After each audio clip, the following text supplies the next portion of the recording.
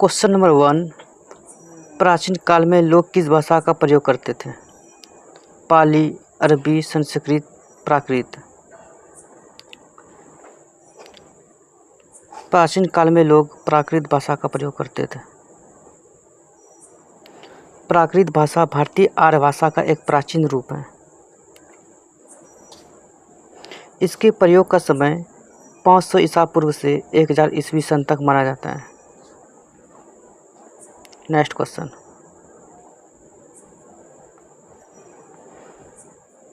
ऋग्वेद की भाषा कौन सी है? संस्कृत, पाली, हिंदी, तमिल। 4 वेद हैं: ऋग्वेद, यजुर्वेद, सामवेद और अथर्ववेद। सबसे प्राचीन वेद ऋग्वेद है। ऋग्वेद की रचना वैदिक संस्कृत में हुई है और इसलिए इसकी रचना प्राकृत में नहीं की गई। सबसे प्राचीन वेद ऋग्वेद है, जिसकी रचना लगभग 3500 वर्ष पूर्व हुई थी। ऋग्वेद की रचना 3500 वर्ष पूर्व हुई थी। इसकी रचना का वर्ष ठीक से ज्ञात नहीं है और इसलिए इसकी गणना लगभग में की गई थी। ऋग्वेद संहिता मूल पाठ है और लगभग 10,600 छंदों में 1028 श्लोकों सूक्तों के साथ 10 पुस्तक मंडलों का संग्रह है। ऋग्वेद में 10,600 छंद, 1028 श्लोक, 10 पुस्तक मंडलों का संग्रह है।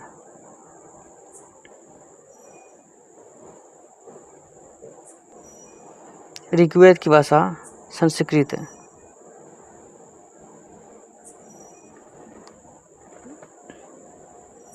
Next question.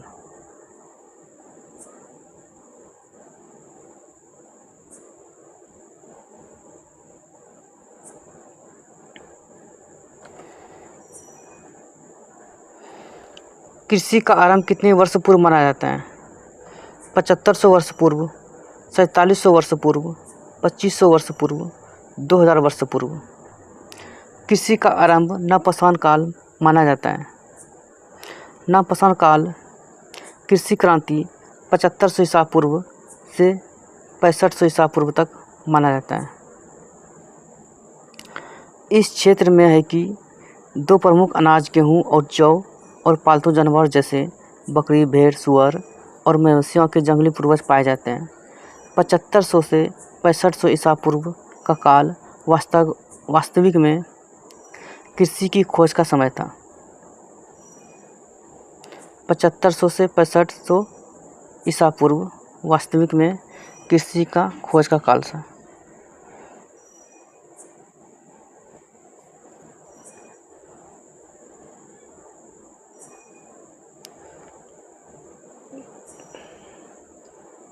Option 1 is the right answer.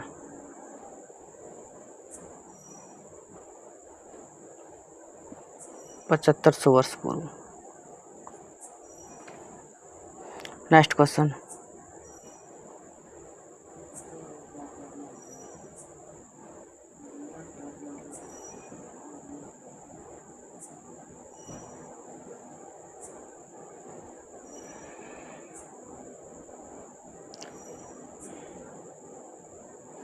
India शब्द किस शब्द से निकला है? Indus, Bharat, Bharat, Atlas.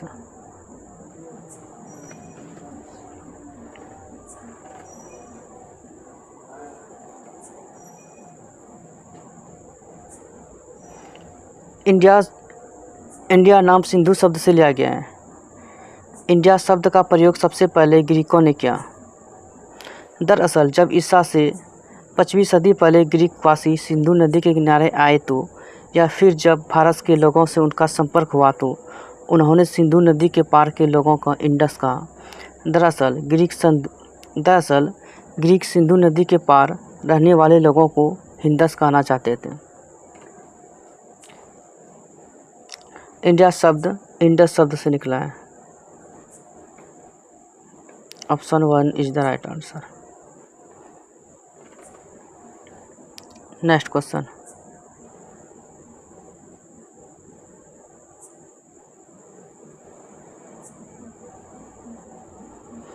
वर्ष की गणना किसकी जन्म तिथि से की जाती है? कनिष्क, महात्मा बुद्ध, कनिग्म, ईसा।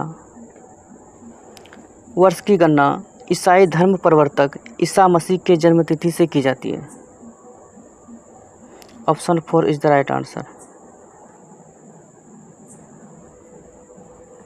नेक्स्ट क्वेश्चन, अतीत का अध्ययन करने वाला व्यक्ति क्या कहलाता है? इतिहासकार, पुरातत्वविद, वैज्ञानिक, ऐतिहासिक।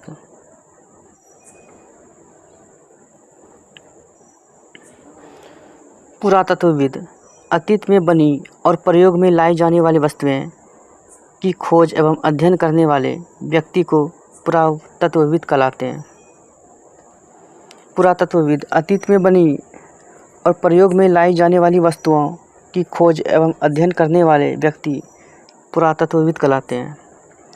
इतिहासकार, एक इतिहासकार वह व्यक्ति होता है जो अतीत के बारे में पढ़ता और लिखता है और उस पर एक अधिकार के रूप में माना जाता है। इतिहासकार मानव जाति से संबंधित पिछली घटनाओं के निरंतर व्यवस्थित वर्णन और शोध के साथ साथ सभी इतिहास के समय में अध्ययन से संबंधित है। अतीत का अध्ययन करने वाला व्यक्ति इतिहासकार कहलाता है। Option 1 is the right answer.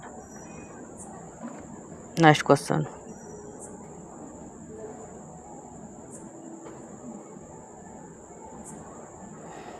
वर्गाकार या आयताकार मकानों के अवशेष किस नवपसान स्थल में पाए जाते हैं? हल्लूर, मेहरगढ़, पयमपल्ली, दाउजली। वर्गाकार या आयताकार मकानों के अवशेष मेहरगढ़ में पाए जाते हैं। Option 2 is the right answer. Harappa सभ्यता के मेहरगढ़ स्थल से वर्गाकार या आयताकार प्रकार के घर के अवशेष मिले हैं। बलूचिस्तान, पाकिस्तान में कच्ची मैदान पर बोलन दर्रे के तल पर स्थित है। नवपसान पुरातात्विक स्थल है। इसे मेहरगढ़ के नाम से जाना जाता है। मेहरगढ़ के शुरुआती निवासियों ने स्थलीय मिट्टी से अपने वर्गाकार या आयताकार घरों का निर्माण किया। अपने अनाजों को खलिहानों में रखा। भेड़ बकरियां और मवेशियां पालने के अलावा वे खजूर, बैर, गेहूं और 6 कतार वाला जो भी उगाते थे।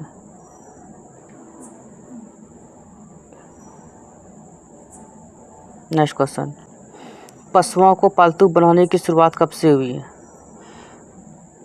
12,000 साल पहले, 10,000 साल पहले, 8,000 साल पहले, इनमें से कोई नहीं।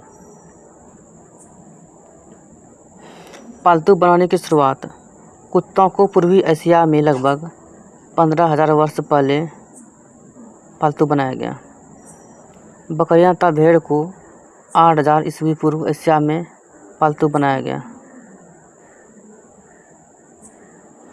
सूअर को मध्य एशिया में 8,000 ईस्वी पूर्व पालतू बनाए गए थे। इस तरह से पशुओं को पालतू बनाने की शुरुआत 8,000 साल पहले की गई थी।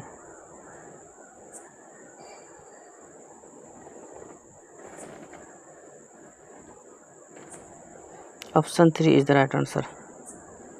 नेक्स्ट क्वेश्चन,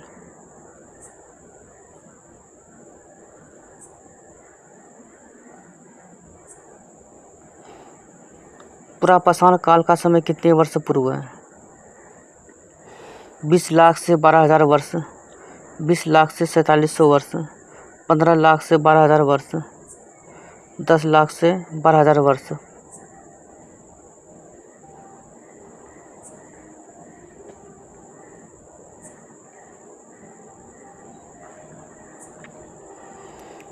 पुरापाषाण काल 2 मिलियन वर्ष पूर्व से लगभग 12,000 वर्ष पूर्व माना जाता है, किंतु मानव के वंशज लगभग 4.4 मिलियन वर्ष पूर्व आ चुके थे, जो भूमि पर धीरे धीरे चलते थे और पूरी तरह से अहिंसक थे।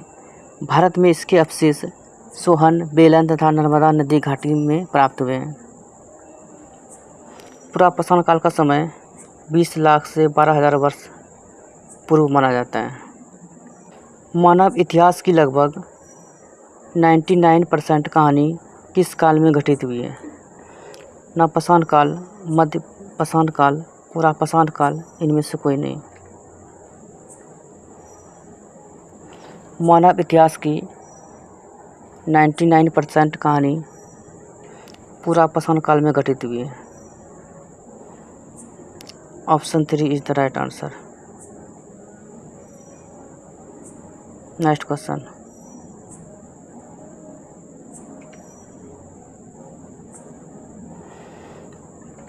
मेसोलिथिक या मध्यपाषाण युग के संबंध में निम्नलिखित कथनों पर विचार करें। इस अवधि के दौरान पत्थर के औजार को माइक्रोलिथ कहा जाता था। ये सही है। पत्थर के औजारों का आकार में बड़े थे। ये गलत है। पत्थर के औजार आकार में छोटे थे। इस अवधि के दौरान पुराने किस्म के औजार अनुपस्थित थे। ये भी गलत है। इस अवधि के दौरान पुराने किस्म के औजार उपस्थित थे। इसमें पुराने किस्म के औजार थे।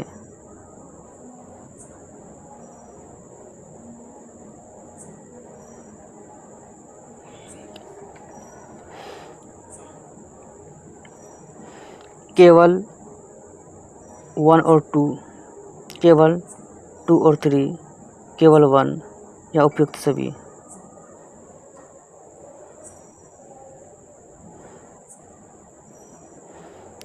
राइट आंसर केवल 1। Option 3 is the right answer.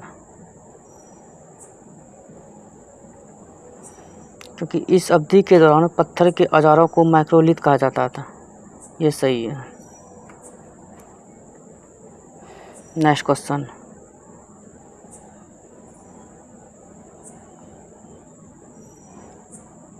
नवपाषाण युग के पुरास्थलों में किस प्रकार के बर्तन मिले हैं?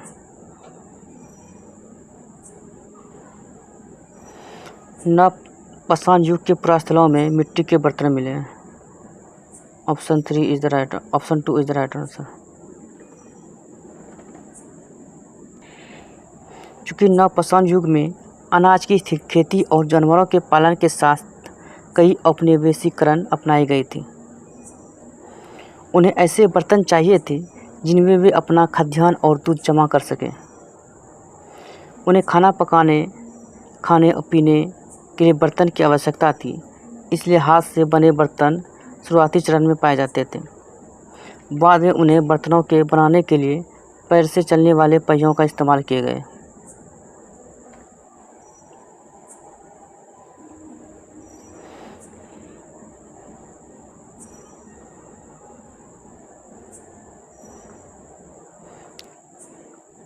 नवपाषाण युग के पुरास्थलों में मिट्टी के बर्तन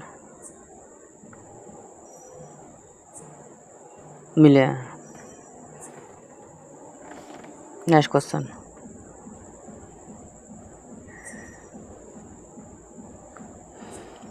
बुर्ज होम में किस प्रकार के निवास स्थान मिले हैं? पक्की ईंटों के, बांस के, जमीन के नीचे, इनमें से कोई नहीं। बुर्ज होम में जमीन के नीचे निवास स्थान मिले हैं। Option 3 is the right answer. Next question.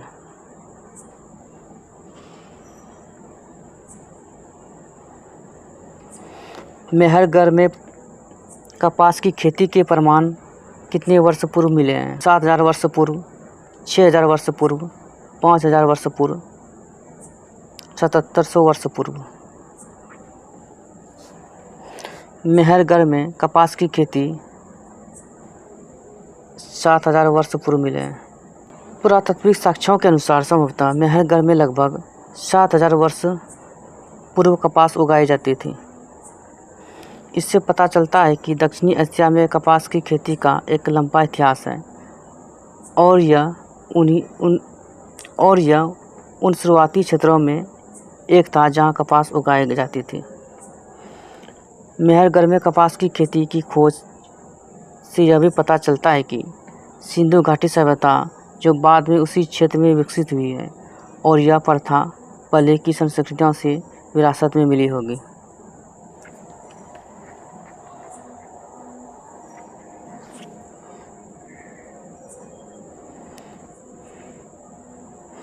Mehrgarh में कपास की खेती का प्रमाण 7000 वर्ष पूर्व मिले हैं। नेक्स्ट क्वेश्चन,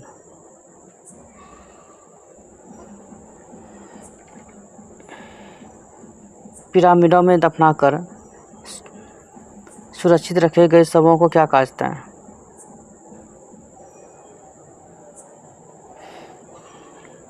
माँ, मम्मी, शवगिरी, ताबूत। पिरामिडों में दफनाकर सुरक्षित रखे गए शवों को मम्मी कहा जाता है।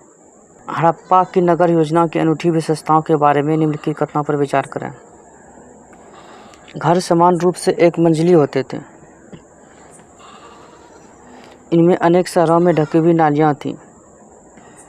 केवल 1, केवल 2, केवल 1, 2 दोनों, इनमें से कोई नहीं। क्वेश्चन नंबर 16, हड़प्पा की नगर योजना की अनूठी विशेषताओं के बारे में निम्नलिखित कथनों पर विचार करें। घर समान रूप से एक मंजिली होते थे।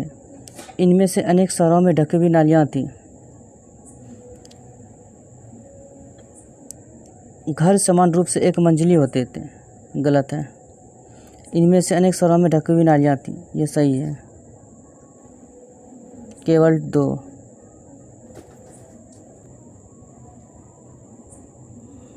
आंगन के चारों ओर बने कमरे के साथ बने मकान 1 या 2 मंजिला ऊंचे थे। अधिकतर घरों में एक अलग अलग स्नान क्षेत्र था और कुछ में पानी को आपूर्ति के लिए कुएं थे। इनमें से अनेक शहरों में ढकी हुई नालियाँ थीं। अधिकतर घरों की नालियाँ गलियों या सड़कों के किनारे बनी उन छोटी छोटी नालियों से जुड़ी होती थी जो बड़ी नालियों में जाकर मिलती थी।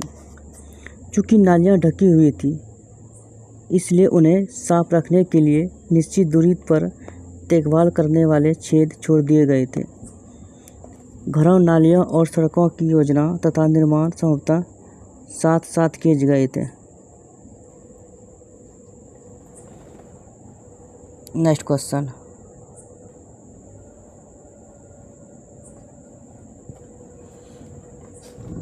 निम्नलिखित कथनों पर विचार करें। तांबा ईरान, टीन ओमान, सोना कर्नाटक। नीचे दिए गए कोड में से सही विकल्प को चुनें।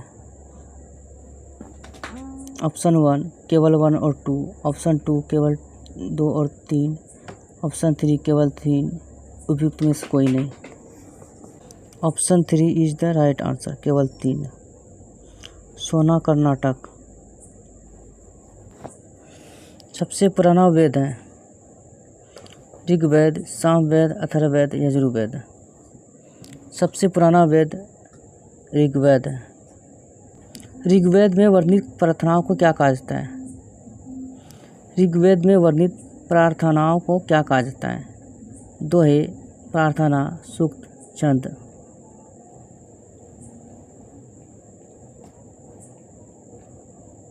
ऋग्वेद में वर्णित प्रार्थनाओं को सूक्त कहा जाता है। Option 3 is the right answer. Next question, Rigveda में किस ऋषि के सतलुज और व्यास नदियों के साथ वार्तालाप का वर्णन है? ए विश्वामित्र, बी द्रोणाचार्य, सी दधीचि, डी मातंग। ऋग्वेद में विश्वामित्र ऋषि के सतलुज और व्यास नदियों के साथ वार्तालाप का वर्णन है।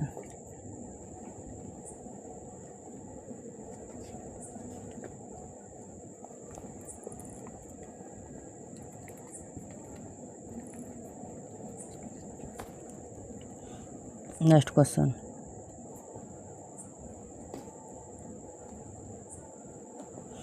चरक ने कौन सी पुस्तक लिखी है? चरक दर्शन, चरक संहिता, चरकोप, इनमें से कोई नहीं। चरक ने चरक संहिता पुस्तक लिखी है।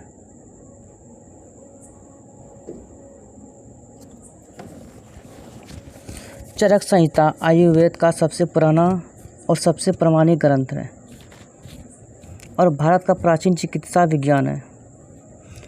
चिकित्सीय स्थितियों और उनके उपचार के बारे में जानकारी देने के अलावा यह भारत की भौगोलिक, सामाजिक और आर्थिक स्थितियों पर बहुमूल्य जानकारी भी देता है।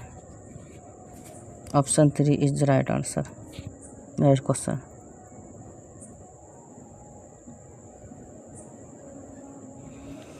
चरक ने मनुष्य के शरीर में कितनी हड्डियों का वर्णन किया है?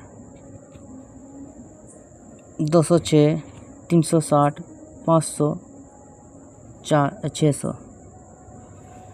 चरक ने मनुष्य के शरीर में 360 हड्डियों का वर्णन किया है। चरक संहिता आयुर्वेद चिकित्सा पर एक प्रसिद्ध संस्कृत पाठ है। इसका लेखन महर्षि चरक ने किया था। पाठ्य चरक संहिता के अनुसार मानव शरीर में 360 हड्डियां होती है। चरक के अनुसार मानव शरीर में 360 हड्डियां होती हैं।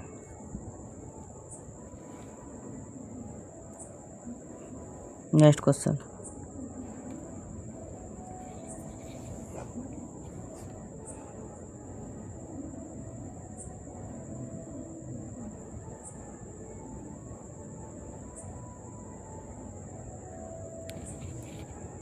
ऋग्वैदिक काल के दौरान प्रचलित राजनीतिक व्यवस्था के बारे में निम्नलिखित कथनों पर विचार करें। राजा के पास लोगों से कर एकत्र करने की शक्ति थी। राजा का पुत्र स्वाभाविक रूप से राजा का उत्तराधिकार होता था। नीचे दिए गए कोड में से सही विकल्प को चुनें। केवल 1, केवल 2, दोनों 1 और 2। उपयुक्त में से कोई नहीं।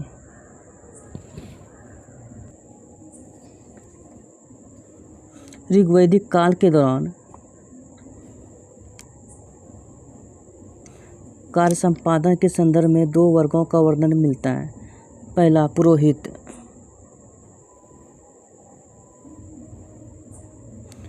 जिन्हें कभी कभी ब्राह्मण भी कहा गया है, जो विभिन्न अनुष्ठानों को संपन्न करवाता था।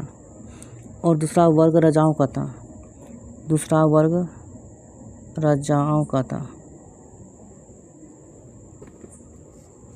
इन राजाओं के पास न तो राजधानी नगर थे, न महल, सेनाएं थी और न ही वे कर एकत्र करते थे। समान रूप से राजा का पुत्र राजा नहीं बन सकता था।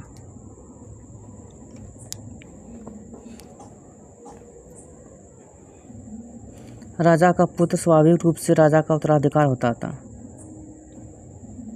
राजा के पास लोगों से कर एकत्र करने की शक्ति थी। दोनों गलत है। उपयुक्त में से कोई नहीं। Option 4 is the right answer.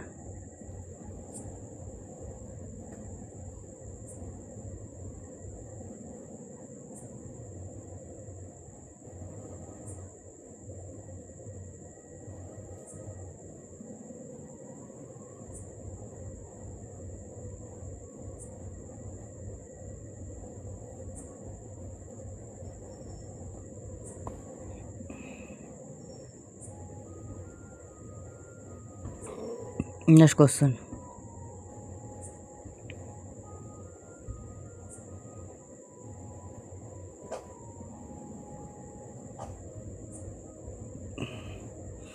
चरक संहिता के बारे में निम्नलिखित कथनों पर विचार करें। इसकी रचना प्रसिद्ध चिकित्सक चरक ने की थी।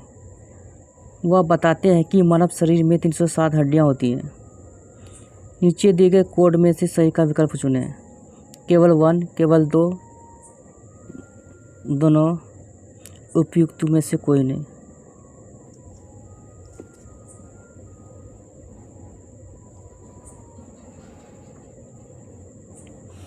इसकी रचना प्रसिद्ध चिकित्सक चरक ने की थी। ऑप्शन सही है। वह बताते हैं कि मानव शरीर में 307 हड्डियां होती है। ये भी सही है। Option 3 is the right answer. 1 और 2।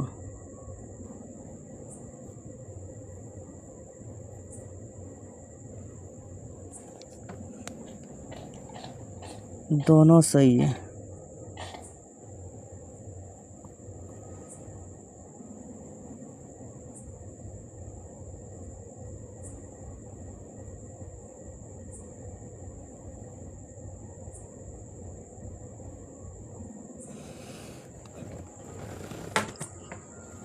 आज तक बस इतना ही। वीडियो अच्छी लगी तो वीडियो को लाइक करें, सब्सक्राइब करें और दोस्तों के साथ शेयर करें।